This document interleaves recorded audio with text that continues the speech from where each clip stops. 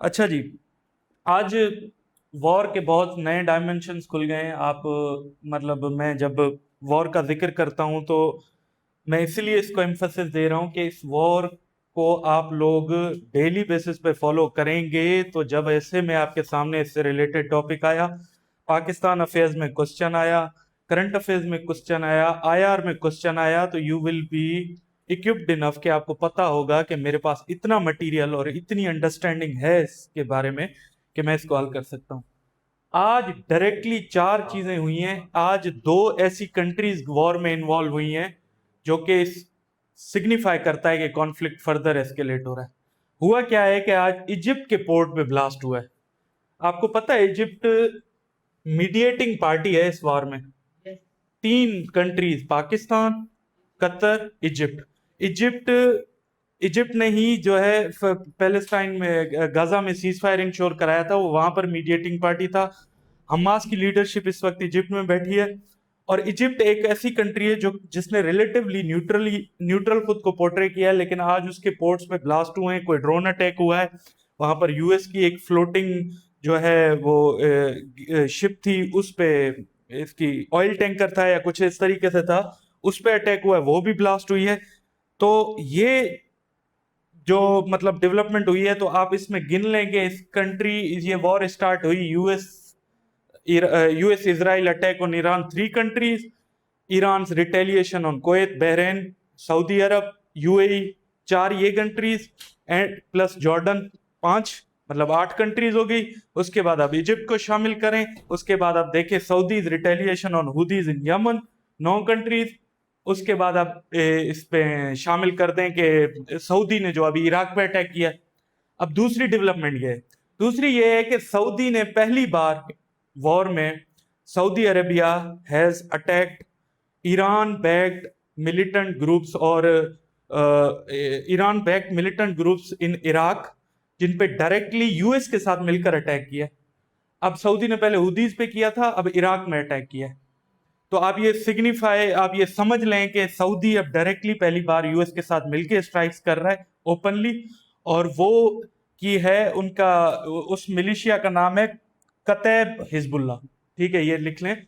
चार मैंने आपको बताई थी, हुदीज कर रहे हैं यमन में, कतैब हिजबुल्लाह इन इराक, और Hezbollah in Lebanon, Hamas in Israel. ये चार पांच ग्रुप्स हैं जिनको ईरान बैक करता है, जिन जिन पे हमारी डिस्कशन होती है मोस्टली। आपको उनके नाम पता हो, जितनी इन डेप्थ आपको चीजें पता होती है ना, मतलब पर्टिकुलर्स आपको पता होते हैं ना, वही सिग्निफाई पेपर में कर रहा होता है कि आपकी नॉलेज डीप है, आपको चीजों का इन डेप्थ एनालिसिस है, आप ऐसे टर्शरी नहीं कर रहे। अब ये क्या है, फर्दर एस्केलेशन हो रही है, वो जो मिलिटेंट ग्रुप्स हैं उन पे अटैक किया है, हुदीज पे, अब ये जो है ना इराक में। तो अब ये चीजें पॉसिबिलिटी की तरफ ले जा रही हैं कि शायद ये कॉन्फ्लिक्ट वाइड होके इंट्रा मिडल ईस्टर्न कॉन्फ्लिक्ट बन जाए। कि अब मिडिल ईस्टर्न कंट्रीज यानी कि ईरान, सऊदी, या जो है कुवैत सऊदी, या कुवैत ईरान, सारी कंट्रीज मिलकर एक अलायंस बना के शायद ईरान से ना लड़ना स्टार्ट कर दें, या कोई ऐसी पॉसिबिलिटीज जनरेट हो जिनमें ये कंट्रीज यूएस और इसराइल के साथ जो है मिलकर इस पे अटैक न करना शुरू कर दें। रही बात पाकिस्तान की, तो पाकिस्तान ने जो सऊदी के साथ strategic mutual defence agreement last नवंबर में साइन किया था, उसका जो म्यूचुअल डिफेंस क्लॉज था, उसकी क्लैरिटी अभी तक नहीं आई। ठीक है, कि किस कॉन्फ्लिक्ट में और कहां पर पाकिस्तान सऊदी को सपोर्ट करेगा। क्या वो एक्सक्लूसिवली था इसराइल पे, कि इसराइल के अटैक के, क्योंकि वो जब, आपको याद हो, वो जब जब कतर पे अटैक हुआ था इसराइल का, उसके बैकड्रॉप में पाकिस्तान सऊदी ने ये म्यूचुअल डिफेंस एग्रीमेंट साइन किया था। सो पाकिस्तान के लिए इसकी इंप्लीकेशंस हो सकती हैं जरूर, क्योंकि अभी जो है जिस तरीके से conflict day by day escalate होता जा रहा है, तो we can not say anything के ये पाकिस्तान पे नहीं पड़ेगा। लेकिन हाँ, ये जब डिफेंस एग्रीमेंट भी साइन हुआ था, तब भी यही डिस्कशन थी कि पाकिस्तान फर्दर इस कॉन्फ्लिक्ट के अंदर इंडल्ज हो रहा है। हमने हुदीज का रिस्पांस भी देखा जो पाकिस्तान को था, उन्होंने पाकिस्तान को थ्रेटन किया कि आपके जो है शिप्स पे अटैक होगा, और पाकिस्तान की फॉरेन ऑफिस ने भी उनको रिप्लाई किया था। तो ये पॉसिबिलिटी है कि पाकिस्तान इस wider chaos of middle east इसमें ड्रैग ना होता जाए। सो ये तो हम पढ़ेंगे, लेकिन हमें फैक्चुअल एविडेंस जो है ना, वो जैसे कहते हैं ना, फैक्ट ऑफ द मैटर वो हमें पता होना चाहिए कि मसला क्या है, उसके फैक्ट्स क्या है। फैक्ट्स यही है कि कौन कौन सी कंट्री इन्वॉल्व है, क्या क्या पोजीशन है उसकी, हमें क्लेरिफाई हो गया। इजिप्ट के पोर्ट पे ब्लास्ट मतलब के एक निगोशिएशन मेंबर है उसको भी हमने ड्रैग कर दिया दूसरी तरफ। क्लियरिटी अभी तक नहीं आई कि शायद ये इजिप्ट ने, ये ईरान ने किया है, बट मोस्टली यही सर्टेनिटी है कि ये ईरान ने किया है। और उसके अलावा क्या डेवलप हुआ कि हुदीज ने ये कहा है कि जी जो ट्रांजिट इस पे रेड सी से जो है ना, हम भी ट्रांजिट फी लेंगे। ये पहले स्ट्रेट ऑफ हॉर्मुज से ईरान का क्लेम था, अब हुदीज ने नई बात की है कि हम रेड सी से भी जो ट्रांजिट करेंगी शिप्स, उनसे ट्रांजिट फी लेंगे।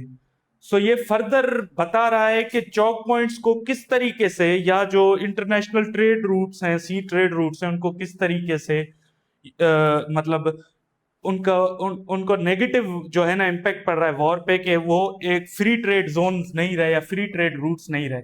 So that is also the development from the war front. हमने तीन चार ये बताई कि इराक भी इंडल्ज हो गया, इजिप्ट भी इंडल्ज हो गया, हुदीज का मतलब किस तरीके से वो इंडल्ज हुए।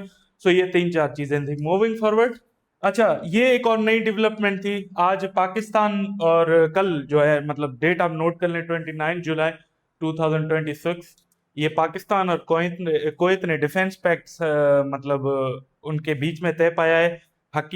वैसे जो रियलिस्टिकली ये पैक्ट प्रपोज किया था पाकिस्तान ने 2023 में कुवैत को, और इसका नाम क्या है, इसका नाम आप याद रख लें। पहले तो mutual defence agreement between Pakistan and Saudi Arabia, now the second country. ये इसका नाम है Pakistan Kuwait defence cooperation agreement. ठीक है, Pakistan Kuwait defence cooperation agreement 2023 में पाकिस्तान ने प्रपोज किया था कुवैत को, कुवैत ने रेटिफाई किया है अभी। अब इसको ये स्पेक्ट क्या सिग्निफाई कर रहा है कि मिडिल ईस्ट वॉलेटाइल सिचुएशन में है, और जो कंट्रीज जो जो सबसे ज्यादा इंपैक्ट हुई हैं उनमें ये गल्फ कंट्रीज हैं, particularly Kuwait, Bahrain, Saudi Arabia और यूएई। उसमें से आप देखें दो कंट्रीज पाकिस्तान के साथ किसी ना किसी फॉर्म में डिफेंस एग्रीमेंट में आई है। ये आप चीज पाकिस्तान की फॉरेन पॉलिसी के न्यू डायनामिक्स में लिख सकते हैं कि पाकिस्तान की जो है डिफेंस पॉलिसी, या जो है ना foreign policy from the perspective of defence, और from the perspective of military alliances, और फ्रॉम द पर्सपेक्टिव ऑफ के हमारे कोऑपरेशन जो मिडिल ईस्ट में है ना, वो डिफेंस कोऑपरेशन वो स्ट्रेंथन होता जा रहा है। अब हुआ क्या है कि ये treaty it's not like a Saudi Arabia treaty. ठीक है, इसमें कोई ऐसा क्लॉज नहीं है कि attack on one country would be considered as attack against other country.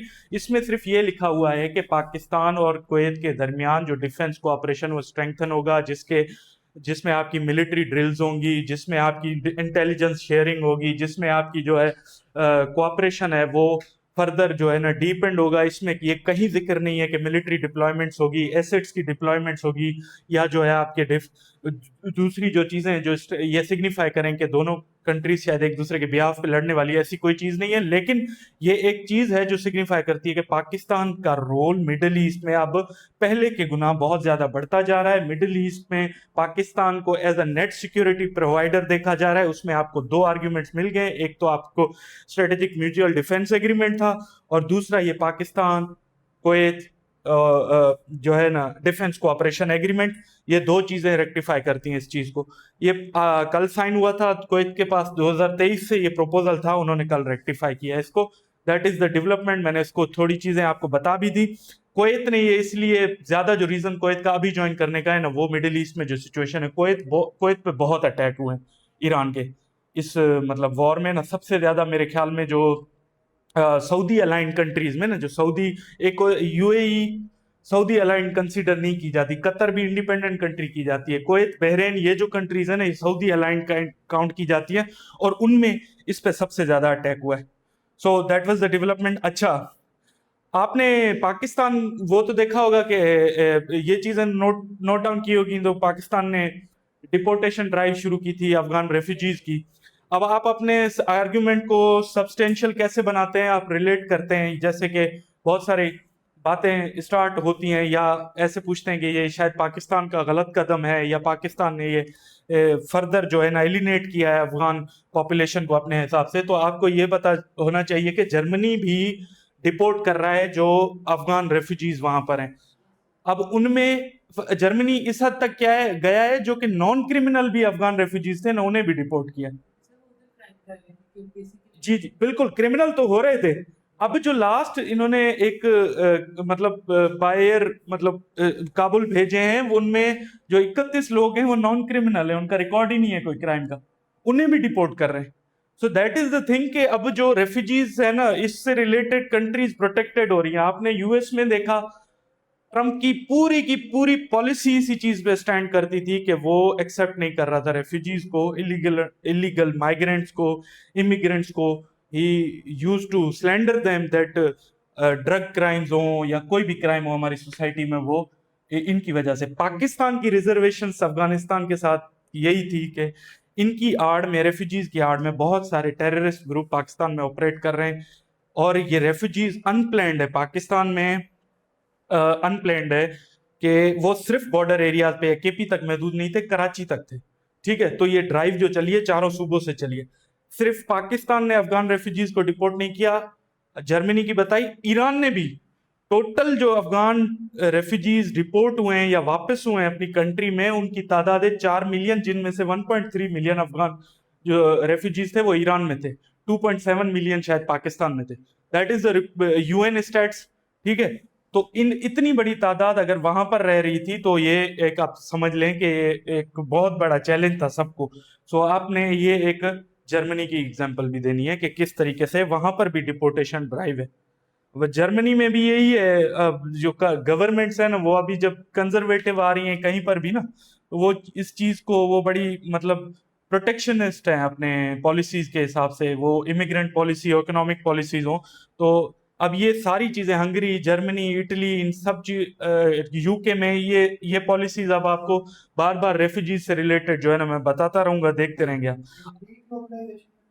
ये डी ग्लोबलाइजेशन में फिट होगा ऑब्वियसली, क्योंकि ये सिर्फ इस पे नहीं है। मुस्लिम इमिग्रेंट्स हो, सीरिया से आए हों या कुछ भी हो, जर्मनी की पॉपुलेशन का वो इस एक बहुत बड़ा चंक मुस्लिम्स का सीरियंस है। क्यों? क्योंकि उन्होंने जो सीरिया में वॉर की वजह से और टेररिज्म की वजह से ना, उन्होंने ओपन बॉर्डर किए थे। एंजेला मार्केल जब चांसलर थी उनके अंडर, उन्होंने फिर रेफ्यूजीज को एक्सेप्ट किया था और वो बहुत बड़ा पार्ट बन गया। तो उसके बाद जो है ना, फार राइट पार्टीज ने इश्यूज उठाए कि ये रेफ्यूजीज हैं और Germany is becoming like un Germany, और उनके ऐसे कुछ स्टेटमेंट्स भी थी कि फिर उसके जो उसमें बैकड्रॉप में ना, अभी जो इवन जो मतलब ना कंजर्वेटिव हैं हो या फार राइट भी ना हो, फार लेफ्ट का जो पार्टीज है ना, वो भी इसी मैंडेट को फॉलो कर रही हैं। अच्छा, सर्कुलर डेट से रिलेटेड, एनर्जी क्राइसिस से रिलेटेड हमारे यहाँ अक्सर एक्सपेक्ट किया जाता है कि क्वेश्चन आता है, क्योंकि हमारे यहाँ ये इशू अल्हम्दुलिल्लाह परमानेंटली है। ये परमानेंट है। आज हुआ ये है कि डेट जो है ना, सर्कुलर डेट पे हमारे यहाँ जो नए फिगर्स आए हैं ना रिसेंटली, वो ये आए हैं कि ये तो डॉन का एडिटोरियल था इस पे, हमारा जो सर्कुलर डेट है ना, वो पिछले साल से तकरीबन राइज किया है 1.61 ट्रिलियन से अब 1.67 ट्रिलियन पे पहुंच गया है। That is 1.67 trillion rupees. ठीक है, मतलब ये 61 बिलियन राइज हुआ है इसमें। और ये पाकिस्तान की जो सर्कुलर डेट की हेल्थ है, वो बहुत डेटेरियोरेटेड थी। 2021-22 में तो हम तकरीबन 4 ट्रिलियन पे थे। उसके बाद हमने आईपीपीज के साथ मुआहिदों को रिवाइज किया। आईपीपीज का पता है आपको? इंडिपेंडेंट पावर प्रोड्यूसर्स थे, ठीक है, उनके साथ मुआहिदों को रिव्यू किया हमने, सब्सिडीज देना खत्म की हमने, ऐसे जो ऑयल बेस्ड पावर प्लांट्स थे उनको बंद किया, और बहुत सारे स्टेप्स लिए ताकि सर्कुलर डेट रिलीज हो जाए। उसके बाद हमने जो है ना कमर्शियल लोन एक एग्रीमेंट किया था, जिसकी वो तादाद थी, जिसकी मतलब वो थी फाइनेंसिंग थी, वो 1.23 ट्रिलियन थी, जो कि हमने लोकल बैंक से लिया था। और उसकी वजह से हमने कंज्यूमर्स पे ₹3.5 का जो है ना इजाफी बर्डन डाला था पर यूनिट कॉस्ट पे, ताकि हम उससे रिकवर करें। सो सर्कुलर डेट हमें बिल्कुल अंदर से हमारे एनर्जी सेक्टर को ड्रेन कर रहा था।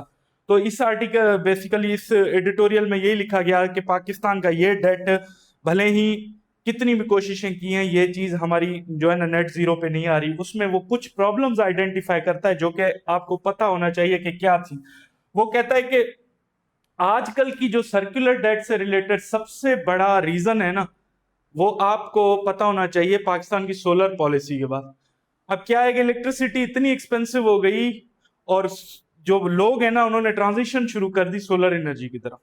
सोलर एनर्जी पे जब गए तो उनकी जो डिमांड है, जो ऑलरेडी जो वापडा पे या इन मतलब जो इलेक्ट्रिसिटी नॉर्मली उन्होंने वो कंज्यूम करना कम कर दी तो वो ऑलरेडी उन पे बर्डन थी, और वो उनकी जाया हो रही थी, या एक हिसाब से वो सिर्फ गवर्नमेंट पे बर्डन पड़ रहा था क्योंकि लोगों ने हाथ उठा लिए। तो सोलर जो रेवोल्यूशन आई है ना, पाकिस्तान वाहिद खिता है साउथ एशिया में जिसमें इतनी एक्सटेंसिव लेवल पे लोकल हाउस होल्ड जो है ना सोलर को अडॉप्ट कर रहे हैं। सोलर एनर्जी पाकिस्तान में मतलब एक बहुत बड़ा बूम ला रही है एनर्जी सिक्योरिटी के हिसाब से। तो ये एक था। और उसके अलावा तो हमें पता है कि ग्रिड स्टेशन के लॉस थे, या लाइन लॉसेस थे, या उसके अलावा एक्सपेंसिव ऑयल प्राइसेस जैसे होती हैं बढ़ती हैं, क्योंकि हमारे यहाँ ऑयल बेस्ड पावर प्लांट्स भी बहुत ज्यादा हैं। और इस तरीके से जो दो चार थी ना, यही थी मतलब कि हमारे इसको अभी तक कॉज कर रही हैं हमारी जो है ना सर्कुलर डेट को। इस आर्टिकल की डिस्कशन यही थी कि पुरानी चीजों को वो बता रहे थे, लेकिन हमें ये पता होना चाहिए कि आजकल कौन सी नई चीज है जिसको हम पहले लिख सकें अगर इससे रिलेटेड क्वेश्चन है, क्योंकि बाकी चीजें तो हम पढ़ लेते हैं अपने पाकिस्तान अफेयर्स या जब भी तैयार करते हैं, लेकिन हमें करंट डायनामिक्स से भी पता होने चाहिए। ओवरऑल होता है साइकिल में। नहीं, ये ऐसे कंट्रीब्यूट कर रहा है कि पहले जब आप रिलाय करते थे नॉर्मली, जो ग्रिड स्टेशन से इलेक्ट्रिसिटी आपके घर पे आती थी, जब आपने सोलर लगा दिया तो आपने उस पर रिलाय करना छोड़ दिया। अब उसके पास तो सरप्लस एनर्जी पड़ी है ना, वो तो उसके गवर्नमेंट से, अगर गवर्नमेंट का पावर प्लांट है तो गवर्नमेंट पे एक्सपेंस है, अगर आईपीपी का है आईपीपी से मुआहदा पैसा तो उन्हें देना ही देना है। तो ये एक टाइम पे हेडेक बन गई थी गवर्नमेंट की ये चीज। तो उन्होंने एक वो सोलर पॉलिसी भी निकाली थी, जो नेट ग्रिड स्टेशन की पता नहीं कैसे एक पॉलिसी का नाम था, मैं वो आपको पढ़ाऊंगा। नेट मीटरिंग का, सॉरी, नेट मीटरिंग वाली पॉलिसी में भी पहले 10 रुपए यूनिट दे रहे थे, फिर उसको डिक्रीज करके अब शायद 1-2 रुपए यूनिट पे कर दिया, या वो ही खत्म कर दिया टोटली। हाँ, नेट मीटरिंग पे शुरू पे प्रमोट कर रहे थे जब पाकिस्तान के पास प्लांट्स नहीं थे, इलेक्ट्रिसिटी जब डेफिसिट था, शॉर्टफॉल था ना, तब सोलराइजेशन को प्रमोट गवर्नमेंट कर रही थी। उसके बाद गवर्नमेंट का होश ठिकाने लगा जब उन्हें पता चला कि यार ये तो उल्टा ही हमारे सर्कुलर डेट या हमें ही अपाइज किए जा रही है, क्योंकि ना टैक्सेस आ रहे हैं, ना चीजें आ रही हैं, ना इलेक्ट्रिसिटी जो सेक्टर है उसमें से ना ही कोई पैसे आ रहे हैं। तो इस हिसाब से ये उनके लिए बर्डन कॉज किया उसने सोलर। तो वो कह रहे हैं कि कम से कम अब लोग इनिशिएटिव ले रहे हैं अपने फाइनेंसेस से, तो उन्हें फैसिलिटेट तो कर दें इस मामले में। इसलिए इस पे जीरो, इस वक्त टैक्सेशन बहुत कम है और रेजिस्टेंस आती है बहुत सारे ग्रुप से जब इस पे ये कुछ टैक्स आयद करते हैं। हाँ, करना ये चाहिए कि सोलर टेक्नोलॉजी को यहाँ पर ले आए, यहाँ पर उसकी जो है ना प्रोडक्शन करें। अभी तक वही चाइनीज इंपोर्ट है और कोई चीज नहीं है, सिर्फ यहाँ पर ज्यादा से ज्यादा असेंबलिंग हो जाती है, प्रोडक्शन नहीं हो रही। ये बड़ी चीज है कि आपकी 240 मिलियन। अच्छा, पाकिस्तान का ये लिख लें, पाकिस्तान को कहा जाता है कि गोल्डन क्रीसेंट बेल्ट है सोलर एनर्जी के लिए।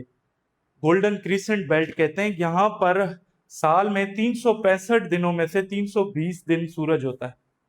पाकिस्तान के लिए बहुत बड़ी अपॉर्चुनिटी है अगर वो ग्रीन एनर्जी में सोलर की तरफ ट्रांजिट करता है। पाकिस्तान एक गोल्डन क्रीसेंट बेल्ट कहा जाता है सोलर को।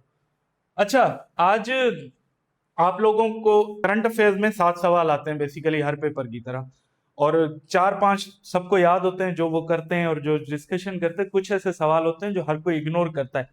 वहां पर कभी कभी आपको 2-3 नहीं आ रहे हो ना, फिर आपको एक चॉइस बनानी पड़ती है। मोस्टली मैंने देखा है जो इग्नोर्ड क्वेश्चन होते हैं ना, वो यही होते हैं कि चाइल्ड एजुकेशन पे आ गया, कोई ऐसी आ गई फ्लड्स के जो है ना चिल्ड्रन पे इम्पैक्ट, हेल्थ इम्पैक्ट क्या पड़े, ये चीजें आप देख बहुत जरूरी हैं। ये चीजें हमें पता होना इसलिए जरूरी है क्योंकि हमारा करंट जो कंटेम्परेरी क्राइसिस है ना वो यही है।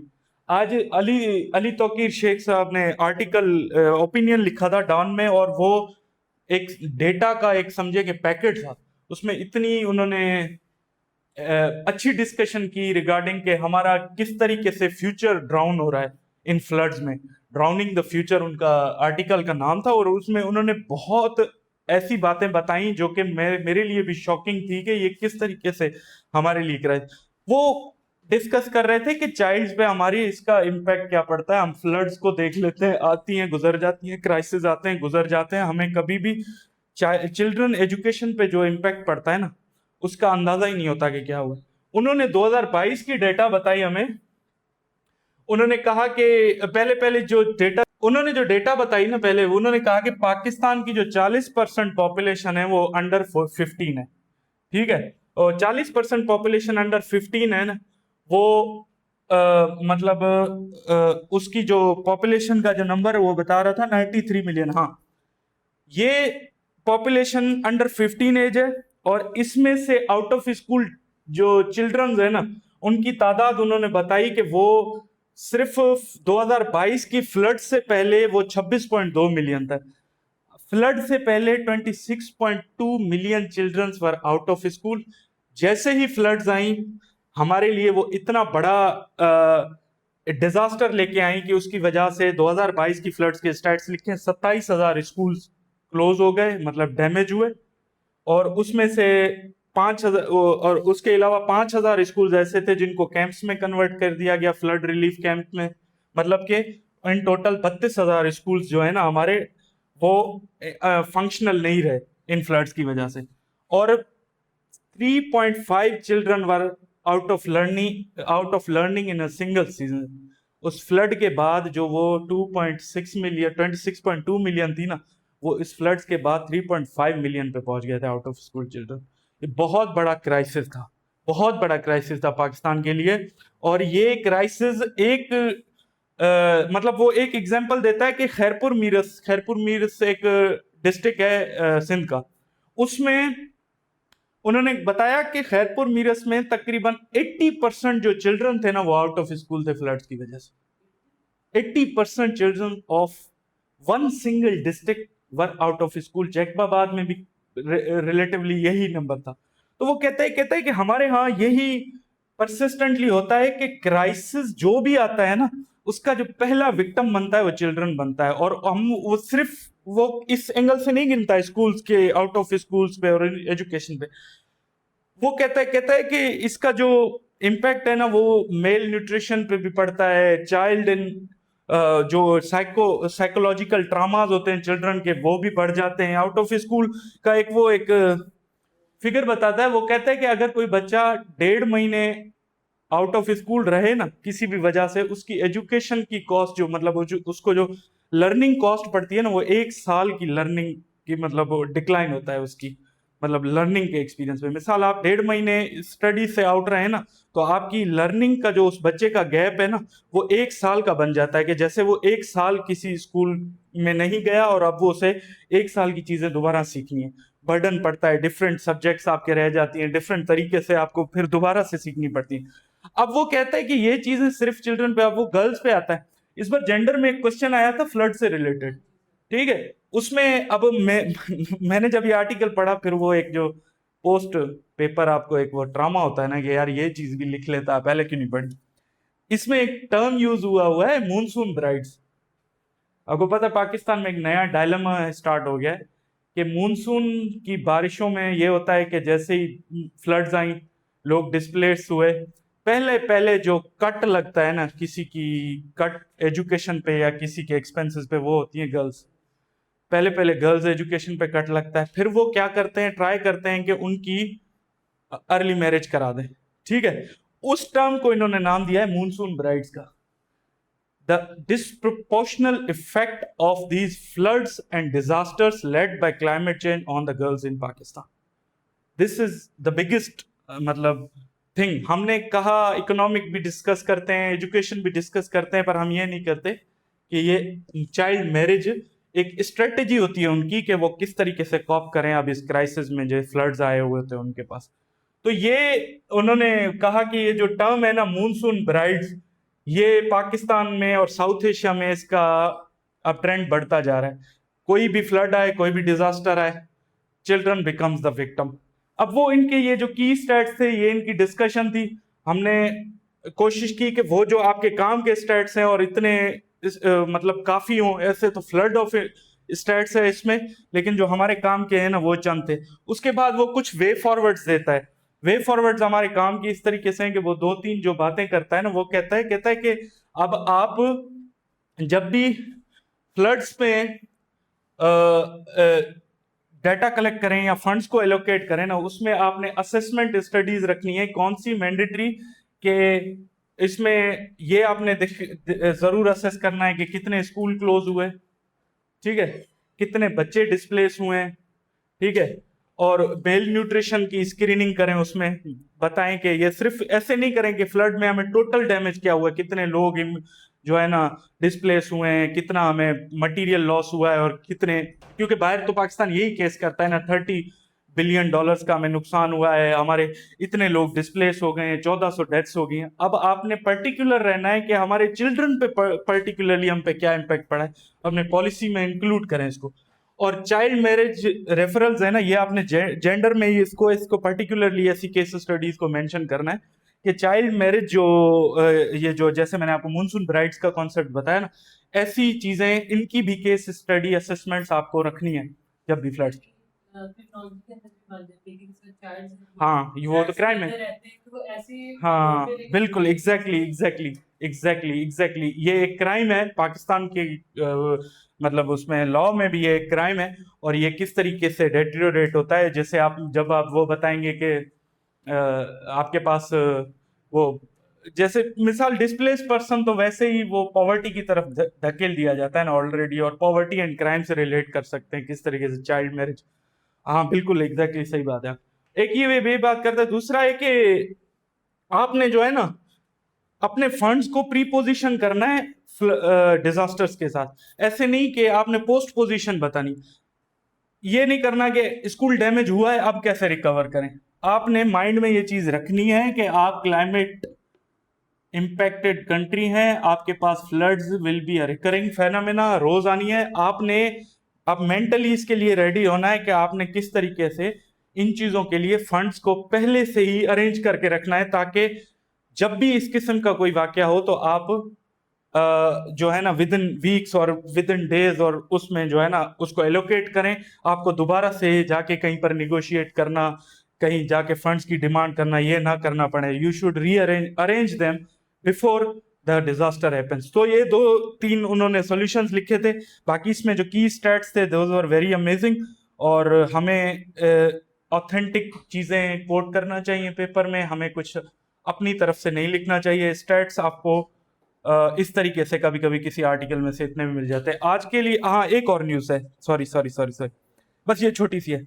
अच्छा, सेनेट पैनल ने ना, सेनेट पैनल और सेनेट की स्टैंडिंग कमेटी है फाइनेंस एंड रेवेन्यू पे, कमेटीज जैसे होती हैं पार्लियामेंट की, सेनेट की भी है, नेशनल असेंबली की, उन्होंने जो है ना ये रिस्ट्रिक्ट किया है इस्लामिक बैंक्स को, जो उनकी पॉलिसी थी, ये जेंडर के उसके लिए केस स्टडी है, उन्होंने रिस्ट्रिक्ट किया है इस्लामिक बैंकिंग, जो उनके इस्लामिक बैंक्स के अंदर एक पॉलिसी थी कि women should wear abaya, dress code था उनका, उन्होंने रिस्ट्रिक्ट किया है उन्हें कि आप ऐसी पॉलिसी डिस्क्रिमिनेटरी ना दें। हमारे यहाँ ऑलरेडी एक मॉडेस्ट ड्रेसिंग है, पाकिस्तान की जो नेशनल जो मतलब ड्रेस कोड हैं उनमें आपने देखा होगा कि जब भी ये जो आते हैं नेशनलिस्ट सॉन्ग्स वगैरह आते हैं, उनमें देखें नेशनल ड्रेसिंग कोड में वुमेन को कभी अबाया में नहीं दिखाया जाता, मॉडेस्ट ड्रेसिंग होती है, चादर होती है और वो होती है। या आप हमारी first female prime minister Benazir Bhutto को देखें, उनकी भी एक मॉडेस्ट ड्रेसिंग थी। पर तो ये जो चीज थी ना, सेनेट की स्टैंडिंग कमेटी ने रिस्ट्रिक्ट किया और स्टेट बैंक को ये एडवाइजरी जारी किया है कि आप लोग इस पे देखें कि कौन कौन सी ये अपनी जो पॉलिसीज को रिवाइज करें इस्लामिक बैंकिंग के। ये जो अबाया कंपलसरी पॉलिसी है ना, दैट्स डिस्क्रिमिनेटरी। आप मेल के लिए कोई ऐसी पॉलिसी नहीं है कि वो क्या ड्रेसिंग करेगा या क्या नहीं करेगा, लेकिन फीमेल्स के लिए है। So that should be your view जब भी आप जेंडर डिस्क्रिमिनेशन इन पाकिस्तान और ऐसी चीजें कोट करें, और बताएं कि किस तरीके से जो है वर्क प्लेस पे डिस्क्रिमिनेशन होती है मेल और उसकी, तो आपको ये पता हो, ड्रेस कोड्स में हो, पे में हो, या जो दूसरी प्रैक्टिस है उनमें किस तरीके से डिस्क्रिमिनेशन होती है। ये एक थी एसबीपी सेनेट की स्टैंडिंग कमेटी की अभी जो रिस्ट्रिक्शन थी। देखते हैं इम्प्लीमेंट कब तक होती है, but this would be our case study for our gender paper. Thank you so much, thank you.